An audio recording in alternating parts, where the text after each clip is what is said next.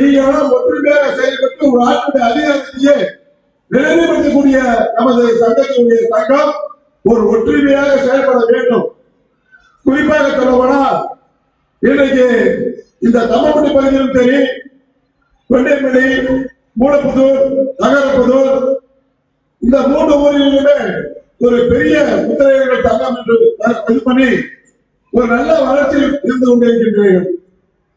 இந்த மாதிரி நிகழ்ச்சியை எல்லா பகுதியிலும் நமது முத்திரை சங்கத்தில் இருக்கக்கூடிய அனைவரும் ஒரு நல்ல நிலைமையை ஏற்படுத்தி நமது துறைக்கும் சட்டமன்ற தொகுதி எம்எல்ஏ அதிகப்படியாக வாங்குவதற்குண்டான ஏற்பாடும் உங்க கையில் தான் இருக்கின்றது. நம்ம அமைச்சர்கள் போல இன்னும் 2 அமைச்சர்களும் நமது முத்திரைகளுக்கு வழங்க வேண்டும் என்று நாம் நல்ல பாடுபட வேண்டும். இன்றைக்கு நமதுடைய இன்றைய ஒரு எழுச்சி இதுவரையும் இந்த தம்மம்பட்டியிலேயே இப்படி ஏற்பாடு செய்து முத்திரைகள் என்ற ஒரு பரிசளிப்பு திட்ட விழாவிற்கு ஏற்பாடு செய்து நம்மளும் இன்றைக்கு இவ்வளவு பேர் இருக்கின்றோம் என்று வெளிப்படையாக காட்டியுள்ள நமது மாவட்ட முத்திரை நல சங்க தலைவர் அன்புக்குரிய இளைஞர்களுக்கு நன்றி கூறி நாங்கள் இன்னும் எதையோ பேச வேண்டும் என்றால் நிறைய பேசிக் கொண்டிருக்கிறோம். ஆனால் நேர காலம் கருதி நமது அமைச்சர் அவர்கள் ஒரு சில கருத்துக்களை கூறிவிட்டு பரிசளிப்பு வழங்கிவிட்டு அவர் செல்ல இருப்பதால் மீண்டும் இந்த கூட்டம் அப்படியே நடந்து கொண்டிருக்கும். அவர் கார்மணி தேவரத்திலும் வந்துள்ளார், அவருடைய சீரக எம்எல்ஏ வந்துள்ளார் சொல்லியிருக்கார்கள். இருந்து மதிய உணர்வு எல்லாம் ஏற்பாடு செய்திருக்கிறது, அதை சாப்பிட்டு தான் செல்ல வேண்டும். இப்பயே சாப்பிட்டு அதாவது இருந்து அண்ணன் அவர்கள் பேச வாய்ப்பு இருப்பதால் இந்த உரையை இன்றுடன் முடித்துக் கொள்கிறேன். அடுத்தபடியாக நமது சட்டமன்ற மேலூர் சட்டமன்ற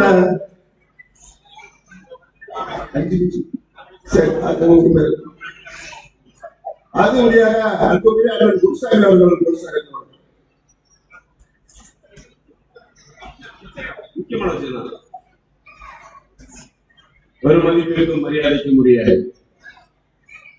இவ்விழாவினுடைய நாயகர்கள் அனைவருக்கும் வணக்கம். பேரரசர் பெரும்படுகு முத்தரையரின் தாயுடைய பாதத்தை வணங்கி ஒரு சில நிமிடங்கள் மட்டும் ஒரு சில கருத்துக்களை நாம் இந்த இடத்தில் பேச வேண்டிய தெரிவித்துக் கொண்டு சேலம் மாவட்ட முத்திரையர் நல சங்கத்தினுடைய இந்த ஒவ்வொரு விழாவிற்கு வருகை தெரிந்து சிறப்பு செய்து கொண்டிருக்கக்கூடிய மாண்புமிகு தமிழ்நாடு அரசினுடைய பிற்படுத்தப்பட்ட அமைச்சர், நம்மளுடைய அமைச்சர், முத்திரை சமுதாயத்தின் புரட்சி நாயகர் அண்ணன் மெய்யநாதன் அவர்களே மற்றும் நிகழ்ச்சியை சிறப்பு செய்து கொண்டிருக்கக்கூடிய புரட்சி தமிழருடைய போர்படை தளபதி அரிட்டாப்பட்டி நாயகர், வேலூர் சட்டமன்ற உறுப்பினர் அண்ணன் பெரியபுல்லான் அவர்களே, இங்கு மாவட்ட தலைவராகவும் மிகப்பெரிய சமூக போராளியாகவும் உருவெடுத்திருக்கக்கூடிய நம்முடைய பாசத்திற்குரிய இந்த விழாவினுடைய நாயகர் அண்ணன் கே இளையமன் அவர்களே, அனைவருடைய பெயரும் சொல்ல முடியவில்லை என்றாலும் நிகழ்ச்சியில் பெருமளவாக நம்முடைய அனைத்து நிர்வாகிகளுக்கும் இளைஞரணி தலைவராக தேர்ந்தெடுக்கப்பட்டிருக்கக்கூடிய என்னுடைய அருமை மாப்பிள்ளை நித்யானந்தம் அவர்களே மற்றும் அனைத்து நிர்வாகங்களே, அனைத்து பொறுப்பாளர்களை, முத்திரை இனத்தினுடைய பெருமக்களே, இளைஞர்களே, இளைஞர்களே அனைவருக்கும் முதல் நன்றி கலந்த வணக்கத்தை தெரிவித்துள்ளேன். எனமான உறவு சொந்தங்களே, இந்த மண்ணை ஆண்ட பரம்பரை முத்திரையர் என்பது யாருக்கும் மாற்று கருத்து கிடையாது. ஆனால் எத்தனை வருடம் இந்த மண்ணை ஆண்டோம் என்று யாரை கேட்டாலும் 300 வருடம் இந்த மண்ணை ஆண்டோம் என்று சொல்கிறார்கள். ஒன்றை மட்டும் தெளிவாக புரிந்து கொள்ளுங்கள்.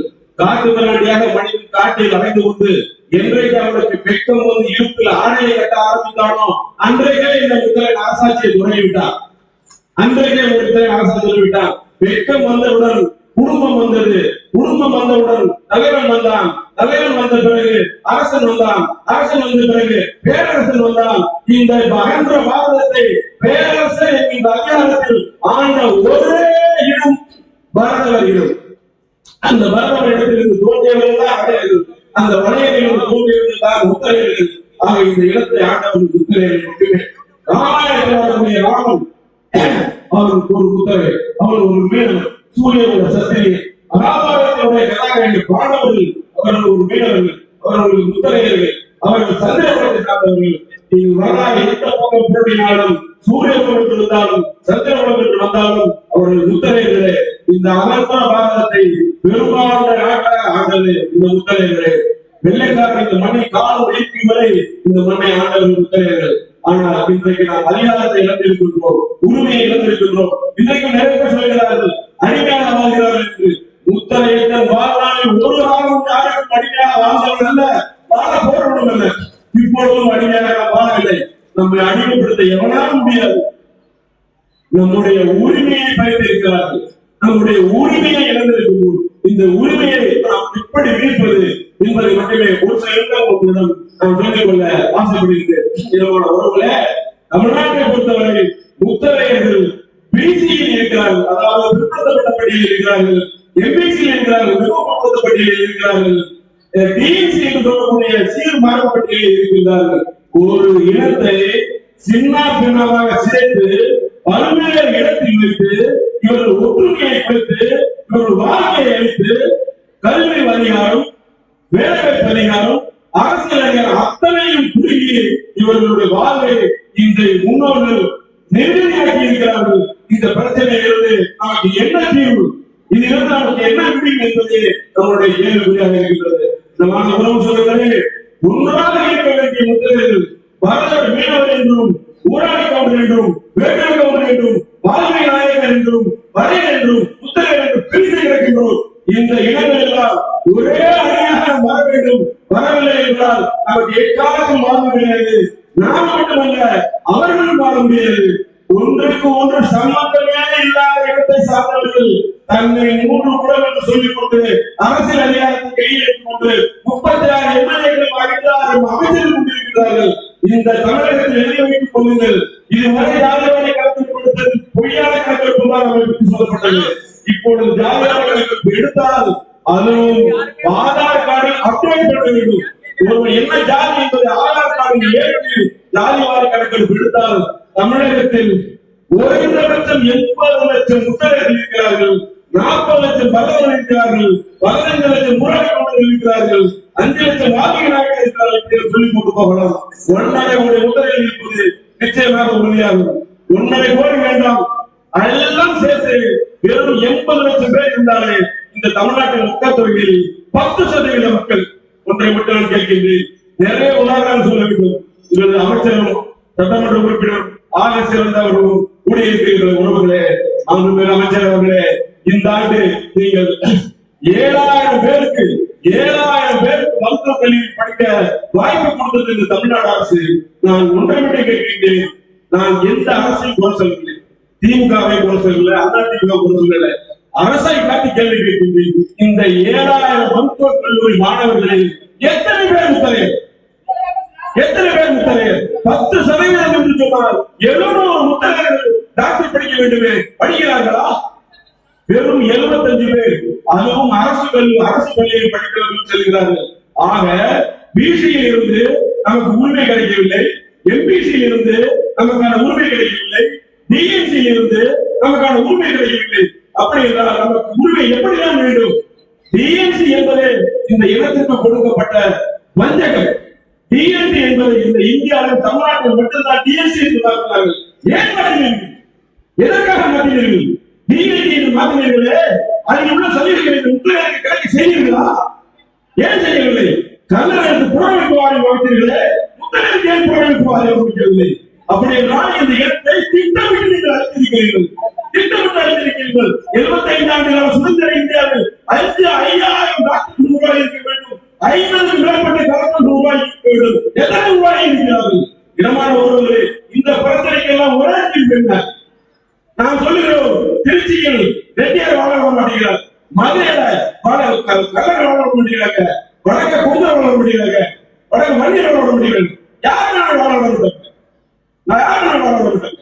நாம் எப்படி வாழ்றது? நமக்கென்று தனி இடம் ஒதுக்க வேண்டும், நமக்கென்று ஒற்றை சான்றிதழ் வேண்டும், நமக்கென்று முத்தரையர் என்ற ஒற்றை சான்றிதழ் மட்டும் வேண்டும்.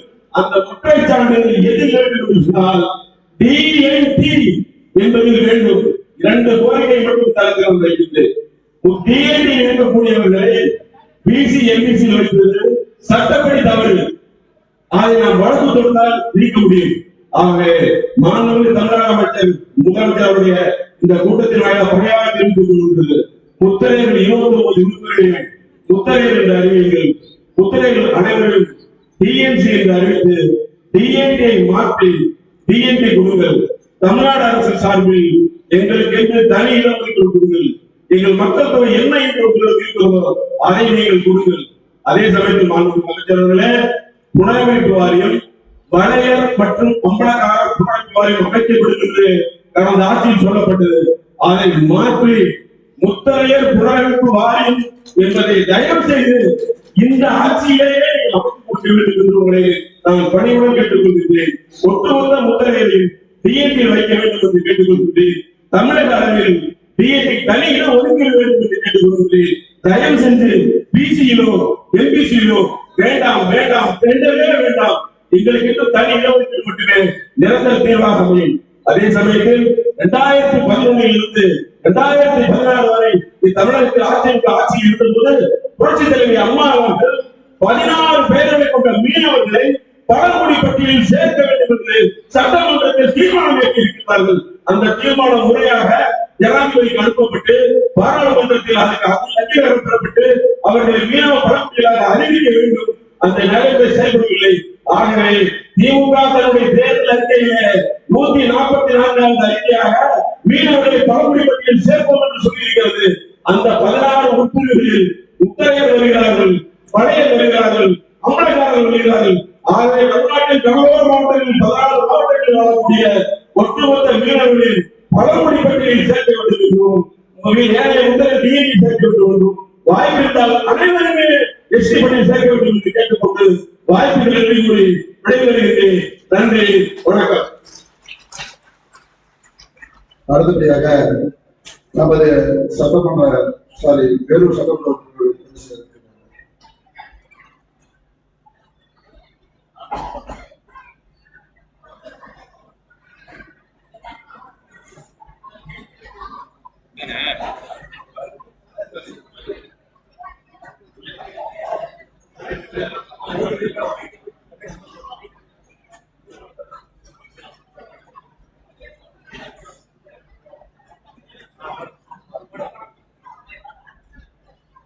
சேலம் மாவட்டத்தின் சார்பாக நம்ம முத்திரையர் சங்கத்தின் சார்பாக நடைபெற்றுக் கொண்டிருக்கும்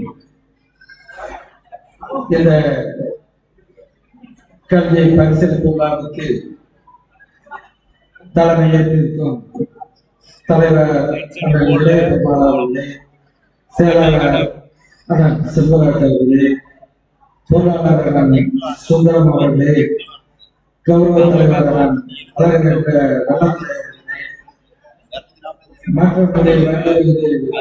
சிறப்பு கொண்டிருக்கும் துணைத் தலைவர் அவர்கள் முருகேசன் அவர்களே, துணைத் தலைவர்கள் ராகவர்களே, அதன் உறவுகளை தமிழ் சிவராஜ் அவர்களே, தரமபுரம் குமார் அவர்களே, அழகராமன் ராஜேஷ் அவர்களே, துணைச் செயலாளர் அன்னதாமூர்த்தி ராஜா அவர்களே, கொண்டைமொழியாளர் கணேசன் அவர்களே, மூலபுதூர் நாச்சி அவர்களே, தப்பம்பட்டி மனோகரன் அவர்களே, பெரிய உதவர் தாசன் அவர்களே, இளைஞரணியைச் சேர்ந்த தலைவர் சகோதரர் நித்யானந்த் அவர்களே, செயலாளர் கொண்டைமொழி விஜயகுமார் அவர்களே, பொருளாளர் ஸ்ரீதரன் அவர்களே, துணைத் தலைவர் மூலபுதூர் சிலம்பரசன் அவர்களே, துணைச் செயலாளர் கொண்டைமொழி தினேஷ் அவர்களே, கொண்டைமொழி சகோதரர் விஜயகுமார் அவர்களே, மற்றும் வரவேற்பு சிறப்பு கொடுக்கும் ஆத்தூர் நலன் அவர்களே, முன்னிலை பொறுப்பிருக்கும்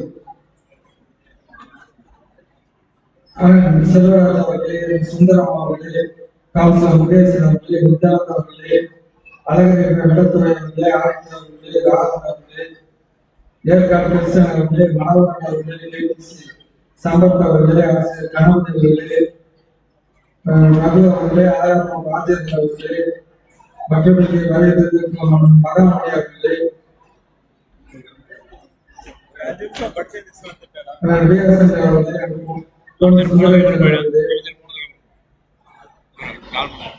மற்றும் பேரூராட்சி தலைவர் சகோதரி கவிதா ராஜா அவர்களே, தம்பமட்டை ராஜா அவர்களே, மற்றும் தமிழரசன் அவர்களே, இங்கே பரிசளித்து சிறப்பாக வருவதற்கும் மாண்புமிகு பிற்படுத்தப்பட்ட நலத்துறை அமைச்சர் ஜெயநாதன் அவர்களே மற்றும் இங்கே வருகிறதற்கும் திருப்பூரிலிருந்து வருவதற்குமான அருண் அவர்களே மற்றும் ராஜேந்திரன் அவர்களே கோயம்புத்தூரிலிருந்து வருவதற்கும் முத்திரை சங்க பொறுப்பாளர்களே இங்கே வருவதற்கும் சேலம் மாவட்டத்தில் உள்ள அனைத்து முத்திரை சங்க பொறுப்பாளர்களுக்கும் பரிசு பெற வருவதற்கும் மாணவ மாணவிகளுக்கும் வருவதற்கும் அனைவருக்கும் எனது முதற்கண் வணக்கத்தை நன்றியை தெரிவித்துக் கொள்கிறேன். நானும் அமைச்சர்கள் வருடம் திருப்பூர் கோயம்புத்தூர் போன்ற மாவட்டங்களில் இந்த கல்வி பரிசளிப்பு விழாவிற்கு சென்று நம்ம சமுதாயத்தை கௌரவப்படுத்திட்டு வருவோம். இன்று முதலாக இந்த சேலம் மாவட்டத்திற்கு வந்திருக்கிறேன். அதோடு மட்டுமல்லாமல் நாங்கள் எங்கு சென்றாலும் நம்ம சமுதாயத்தில் உள்ள மாணவ மாணவர்கள் நன்றாக படிக்க வேண்டும், படித்தால்தான் சமுதாயத்தில் வளர்ச்சி அடைய முடியும் என்று மட்டும்தான் பேசி வந்திருக்கிறோம். எந்த கூட்டத்திலும் நாங்கள் அரசியல் கட்சியை சேர்ந்த சட்டமன்ற உறுப்பினர்களாக இருந்தாலும் சரி, அமைச்சராக இருந்தாலும் சரி, அரசியல் சம்பந்தப்பட்டதை நாங்கள் பேசியது இல்லை.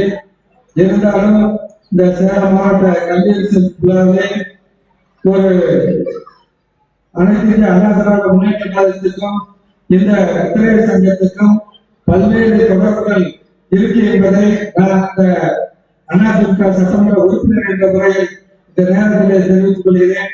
முதல் புதுக்கோட்டை மாவட்டத்திலும் தஞ்சாவூர் மாவட்டத்திலும் முத்திரை சங்க கூட்டத்திற்கு சிறப்பு அழைப்பாளராக வந்து பெருமைப்படுத்தியவர் முதலமைச்சராக இருந்த புரட்சித் தலைவர் எம்ஜிஆர் அவர்கள். மாண்புமிகு புரட்சித் தலைவர் அம்மா அவர்கள் முதலமைச்சராக இருக்கும் போதுதான் திருச்சியில் முத்திரை சிலையை திறந்து வைத்து நமக்கெல்லாம் ஒரு கௌரவப்படுத்தினார்கள். அதே போல் புரட்சித் தலைவர் எடப்பாடி அவர்கள் முதலமைச்சராக இருக்கும் பொழுது மதுரையிலே பால்குடி மாநாடு என்று முத்திரை சங்கத்தின் சார்பாக நடத்தப்பட்ட மாநாட்டுக்கு கலந்து கொண்டு சிறப்பித்தார்கள். அதோடு மட்டுமல்லாமல் சென்ற நாடாளுமன்ற தேர்தலில் எந்த அரசியல் கட்சியும் நமது முத்திரை சமுதாயத்திற்கு என்று நாடாளுமன்றத்தில் வேட்பாளராக யாரும் அறிவிக்காத நேரத்தில் மாண்புமிகு அனைத்து இந்திய அண்ணா திராவிட முன்னேற்ற கழகத்தின் கழக பொதுச் செயலாளர் சட்டமன்ற எதிர்கட்சி தலைவர் சேலம் மாவட்டத்தில் உள்ள புரட்சித் தலைவர் எடப்பாடி அவர்கள் தான் பெரம்பலூர் தொகுதியிலே நமது முத்திரை சமயத்திற்கு ஒரு வேட்பாளரை அறிவித்தார்கள். அந்த வகையிலே அனைத்து இந்திய அண்ணா திராவிட முன்னேற்ற கழகம் இன்னும் முத்திரை சமுதாயத்திற்கு அனுசரணாக இருந்து எந்த ஒரு கோரிக்கையும் நிறைவேற்றி கொடுப்பதற்கு தயாராக இருக்கும் என்பதை இந்த நேரத்தில் தெரிவித்துக் கொண்டு, அதோடு மட்டுமல்லாமல் அரசியல் கட்சி என்பது வேறு, மற்ற நமது சமுதாயம் என்பது வேறு.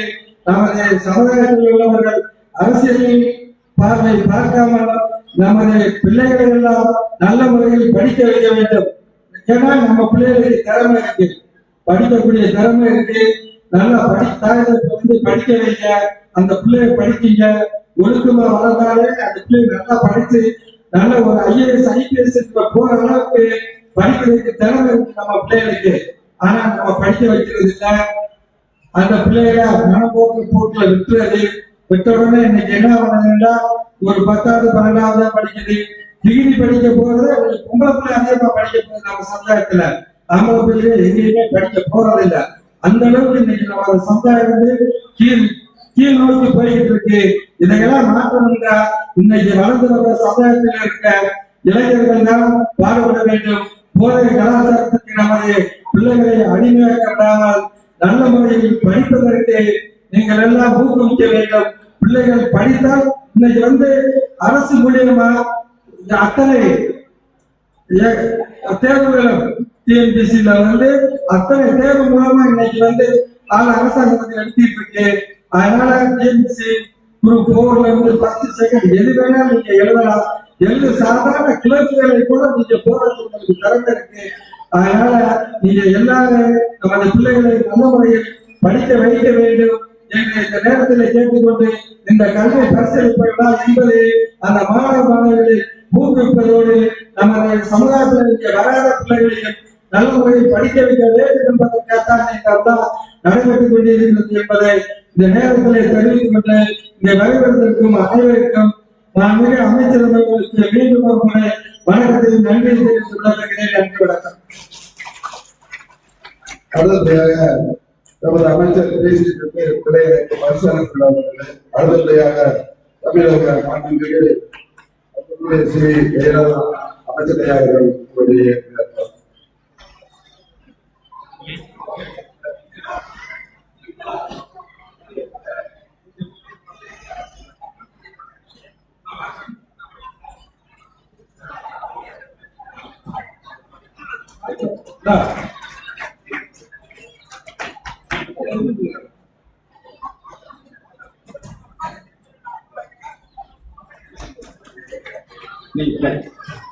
அடுத்தபடியாக ராணிப்பேட்டை மாவட்டம் டி சேகர், ஆற்காடு வேலூர் மாவட்டம் கே செல்வம், திருவண்ணாமலை மாவட்டம் கே செல்வம்,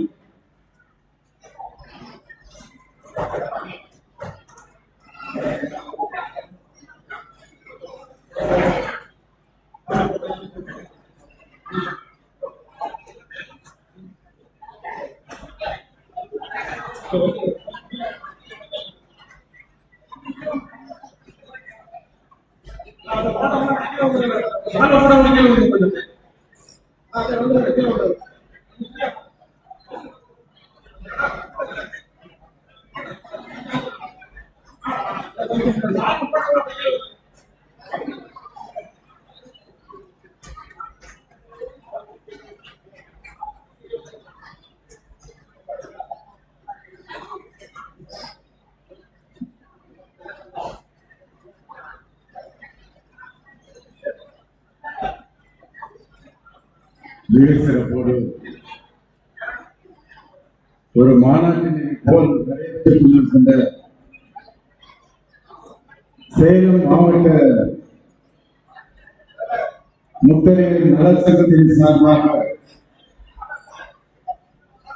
25ஆம் ஆண்டு வெள்ளிக்கிழமை